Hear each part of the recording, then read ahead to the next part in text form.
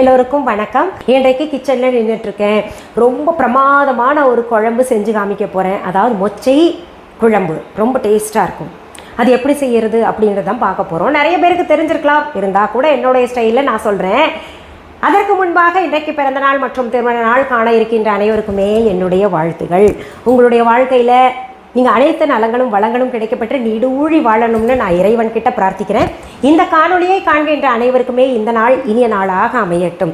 இந்த கிச்சன் பதிவு, அதாவது கிச்சன் டூர் போட்டேன் இல்லையா, அதில் நிறைய பேர் கேட்டிருந்தீங்க, மேடம் உங்களுடைய கிச்சன் எக்ஸாக்டாக எவ்வளோ ஸ்கொயர் ஃபீட் அப்படின்னு கேட்டிருந்தீங்க. நான் தவறுதலாக சொல்லிட்டேன். கிச்சன் டூரில் 100 ஸ்கொயர் ஃபீட்டுன்னு கிடையாது, 150 ஸ்கொயர் ஃபீட். என் வீட்டுக்கார் சொன்னார், அடக்கடவுளே இது தெரியாமல் இருக்கிறியா, 150 ஸ்கொயர் ஃபீட்டுமா அப்படின்னு சொல்லியிருந்தாரு.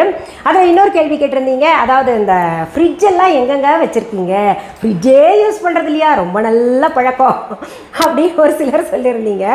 ஃப்ரிட்ஜு இந்த கிச்சனுடைய கண்டினியூஷன் கொஞ்சம் வெளியில், ஒரு டோருக்கு வெளியில் ஒன்று கொடுத்துருக்கோம், அங்கே வச்சுருக்கேன்.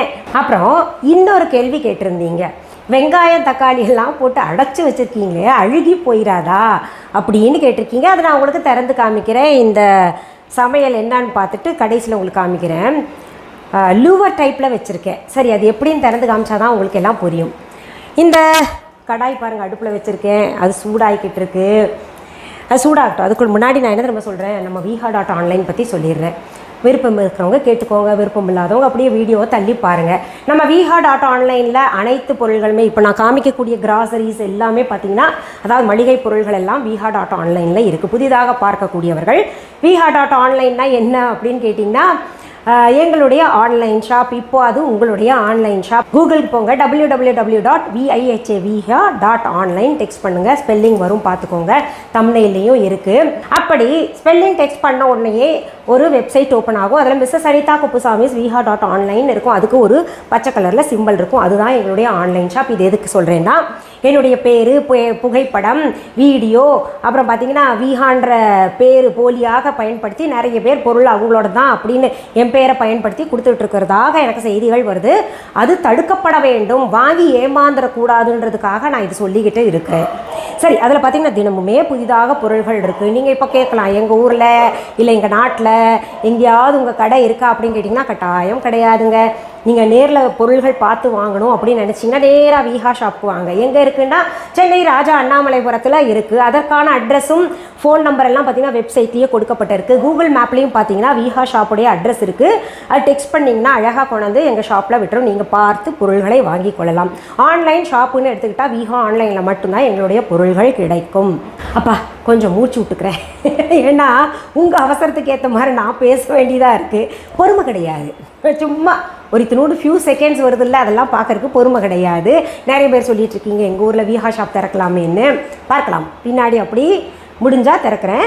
இப்போதைக்கு நீங்கள் ஆன்லைன் ஷாப்பில் ஆர்டர் போட்டுக்கோங்க. அப்புறம் இங்கே செடிகள் பார்த்திங்கன்னா நிறைய செடி விதைகள் இருக்குது. செடி நேரில் எல்லா செடியும், கருமஞ்சள் செடி, எல்லா செடியும் இருக்குது. நான் என்னென்ன மொட்டை மாடியில் வச்சுருக்கேன்னா அனைத்து செடிகளுமே அங்கே இருக்குது, நீங்கள் வாங்கிக்கலாம். சரி, இப்போ பாருங்கள், நான் பேசுறதுக்குள்ளே கடாய் சூடாயிடுச்சு, அதுக்கு தான் பேசினேன். இப்போ என்ன பண்ணலாம், நல்லெண்ணெய் எடுத்து வேணுங்கிற அளவு ஊற்றிக்கலாம். இதெல்லாம் பார்த்திங்கன்னா அளவு சொல்ல முடியாது, சும்மா ஒரு கொஞ்சம் ஊற்றுங்களேன். நான் இப்போ செய்ய போகிறது மொச்சை புளிக்குழம்பு. ரொம்ப நல்லாயிருக்கும். புளிக்குழம்பு எங்களுக்கு தெரியாதா அப்படின்னு கேட்டிங்கன்னா, உங்களுக்கு ஒரு ஸ்டைல் இருக்கும், எனக்கு ஒரு ஸ்டைல் இருக்கும் இல்லையா. இப்போ பாருங்கள், நல்லெண்ணெய் கொஞ்சம் ஊற்றிக்கலாம். இதில் மொச்சைன்னா என்ன அப்படின்னு நினைக்கலாம் ஒரு சிலருங்க. பாருங்க, மொச்சப்பயிர்னா இப்படித்தான் இருக்கும். இதை எடுத்து இரவுல ஊற வச்சுருங்க. எவ்வளோ தேவையோ அவ்வளோ எடுத்து ஊற வச்சுட்டு காலையில் அப்படியே அதை நல்லா ஊறி இருக்கும். இதை அப்படியே பிதுக்குனீங்கன்னா அதுலேருந்து பருப்பு வரும். அது பாருங்க, நான் உங்களுக்கு காமிக்கிறேன். அதை பிதுக்கி எடுத்த பருப்பு இப்படி இருக்கும். நான் தண்ணியில் போட்டு வச்சுருக்கேன் பாருங்க, நல்லா சாஃப்டாக இருக்கும், இப்படி உடஞ்சி வரும். இந்த மொச்ச பயிரெல்லாம் பார்த்தீங்கன்னா விஹாவில் இருக்குது, பார்த்துக்கோங்க. நான் நல்லா செக்கில் ஆட்டின நல்லெண்ணெய் இது கூட இருக்குது, எல்லாமே இருக்குது. நான் இனி சொல்லலை, சொன்னால் நீங்கள் கடுப்பாயிருவீங்க. இப்போ பாருங்கள், நான் கிட்டத்தட்ட ஒரு 2 டேபிள் ஸ்பூன் அளவு எண்ணெய் ஊற்றிருக்கேன். இப்போ தாளிக்க அதில் கொஞ்சம் கடுகு போட்டுக்கோங்க. அடுத்தது சீரகம் போட்டுக்கலாம் கொஞ்சம். அடுத்தது வெந்தயம். இந்த வெந்தயம் தான் புளிக்குழம்புக்கு ரொம்ப சுவை சேர்க்க போகுது. இது 3 போட்டோமா, அடுத்தது என்ன தெரியுமா பண்ணுறோம், உளுத்தம் பருப்பு கொஞ்சம் சேர்த்துக்கலாம். அடுத்தது நம்ம வீகால இருக்கிற கட்டி பெருங்காயத்தூள். கட்டி பெருங்காயத்தை வாங்கி நான் தூள் பண்ணி வச்சுக்கிறேன். நம்ம வீகாலையே வாங்கி நானே தூள் பண்ணிக்கிறேன். நான் என்ன பண்ணேன், பெரிய வெங்காயம் சேர்த்துருக்கேன். கேமராவை ஆன் பண்ண மாட்டேன், அதனால பெரிய வெங்காயம் வந்து ஒன்று பொடி பொடியாக நறுக்கி சேர்த்துக்கோங்க. அடுத்தது சின்ன வெங்காயம் பாருங்க, இது வந்து ஒரு 10-15 சேர்த்துக்கோங்க. வீகா டவல், கிச்சன் டவல் சூப்பராக இருக்கும் துணி, எக்ஸ்போர்ட் குவாலிட்டி. அது போய் பாருங்க. அடுத்தது நம்ம என்ன பண்ணலாம், பொடி பொடியாக நறுக்குன பூண்டு பல்லு சேர்த்துக்கலாம். அதெல்லாம் உங்கள் அளவு பார்த்துக்கோங்க. நீங்கள் சும்மா ஒரு பூண்டு எடுத்துக்கோங்களேன், ஒரு 5-6 பல்லு இருக்கும் அதில், அதை எடுத்துக்கோங்க. அதையும் சேர்த்து நல்லா வதக்குங்க. இப்போ பாருங்க, வெங்காயம் பூண்டு எல்லாம் நல்லா வதக்கியாச்சு. அடுத்தது நம்ம என்ன பண்ணுறோம், கருவேப்பிலையை இதில் சேர்க்கிறோம். அடுத்தது பச்சை மிளகாய் 2 கீறி வச்சுக்கோங்க, அதையும் சேர்த்துட்டேன்.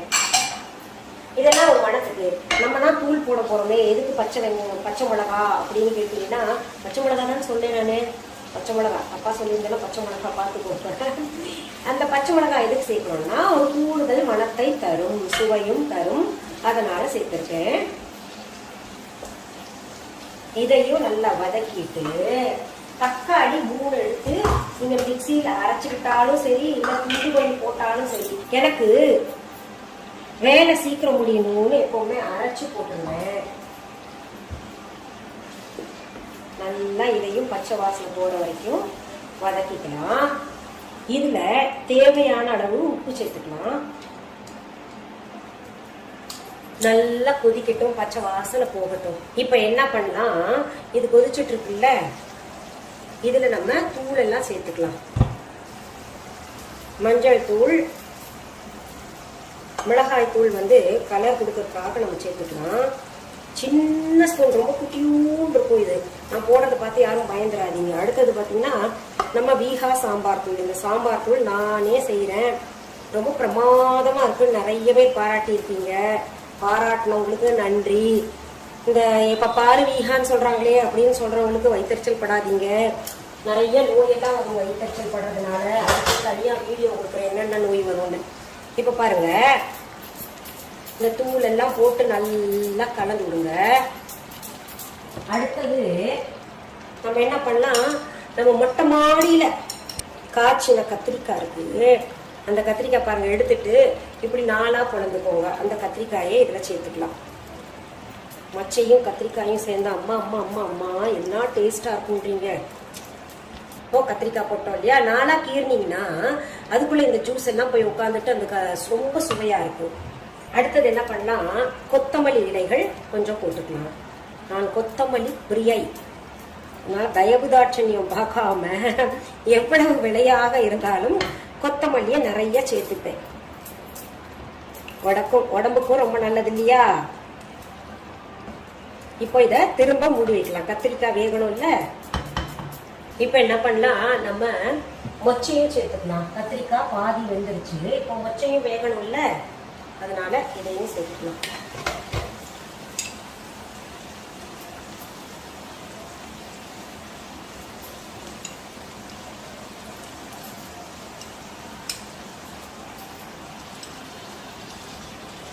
இப்போ இதுல என்ன பண்ணலாம், கொஞ்சம் தண்ணியை சேர்த்துக்கலாம்.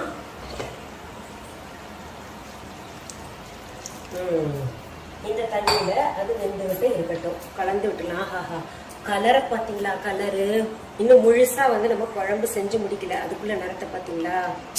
ஆஹா, இதை நல்லா கலந்து இப்போ மூடி போட்டு மூடி வச்சிடலாம். இப்போ எப்படி நிறைய பேர் கேட்குறீங்க, எப்படி கிச்சன் இவ்வளோ க்ளீனாக வச்சிருக்கீங்க அப்படின்னு கேட்டீங்கன்னா, எனக்கு ஹெல்ப்பர்ஸ் இருக்காங்க. அவங்க என்னதான் சுத்தப்படுத்தினாலும் நானும் வந்து ஒரு முறை சுத்தப்படுத்துவேன். அவங்க கிட்ட சொல்லுவேன், இப்படித்தான் இருக்கணும், இதை இப்படி கூட நடத்திடாதீங்க, கிளீனா இருக்கணும் அப்படின்னு சொல்லிடுவேன். அவங்களும் அதை கடைபிடிப்பாங்க. அப்புறம் ஏதாவது ஒரு சொட்டு விழுந்ததுன்னா சமைக்கும் போது பார்த்தீங்கன்னா இந்த மாதிரி டவல் பக்கத்தில் வச்சுக்கிட்டு நான் உடனே அதை வைப் பண்ணிடுவேன். பட் ஈஸியில பண்ணிக்கலாம் அப்படின்னு சொல்லிட்டு எல்லாம் விட மாட்டேன், அது எனக்கு பிடிக்கிறது இல்லை. அப்படி பார்த்தீங்கன்னா அது சமைக்கிற இன்ட்ரெஸ்டே போயிடும் எனக்கு, அதனால அப்படி பண்ணுவேன். இப்போ நினைப்பீங்க, நான் இந்த கருப்பு கலர் சாரி கட்டினால ஸ்கின் க்ளோ அடிக்குதா, கையெல்லாம் கொஞ்சம் கலரா இருக்கா அப்படின்னு கேட்டீங்கன்னா, என்னன்னா நான் தயாரிக்கக்கூடிய கிரீம் அப்புறம் வந்து குங்குமாதி தைலம் எல்லாம் மத்தவங்களுக்கு தான் சொல்லிட்டு இருப்பேன், பூசுங்க நல்லா இருக்கும் அப்படின்னு. இப்போ ஒரு வாரம் நடுவில் நான் விட்டுட்டேன் பூசுறத, இன்னும் நேரம் இல்லை அப்படியே விட்டுறது. இப்போ ஒரு வார காலமாக திரும்ப தொடர்ந்து அது பூசுறேன். அதனால பாத்தீங்கன்னா திரும்ப அந்த க்ளோ எல்லாம் கிடைச்சிருக்கு. அடடா மூடியை திறந்த உடனே இந்த மனம் மணக்குதே.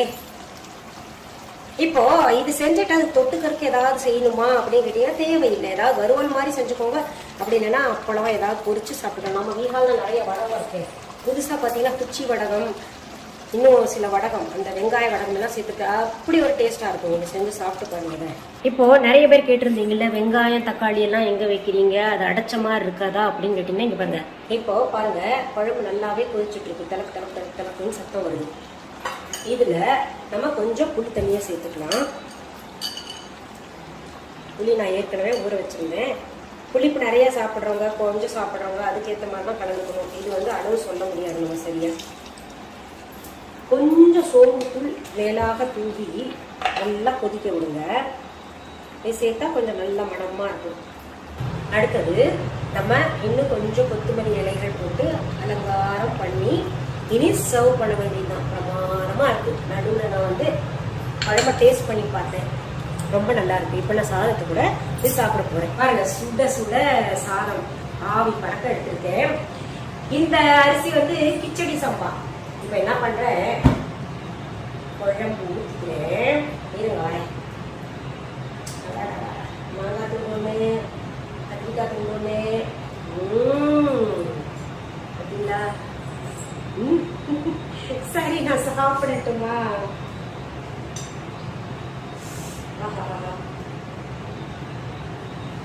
சூடு